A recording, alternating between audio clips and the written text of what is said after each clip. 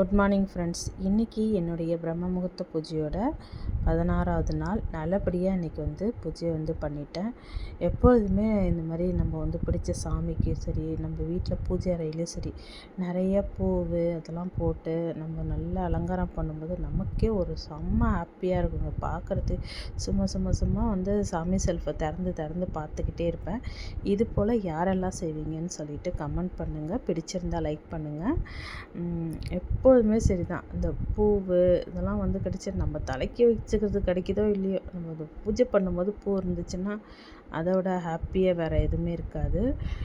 பிரம்ம முகூர்த்த பூஜை பண்ணும்போது டெய்லி சாமி சிலைக்கெலாம் அபிஷேகம் பண்ணணுமா அப்படின்னா அப்படிலாம் இல்லை. நம்ம வெள்ளி செவ்வாயில் பூஜை பத்திரம் கழுவுற மாதிரி நம்ம சாமி இதையும் நம்மளுக்கு பிடிச்ச மாதிரி நமக்கு என்ன தோணுதோ அது மாதிரி நம்ம பூஜை பண்ணினா போதுங்க.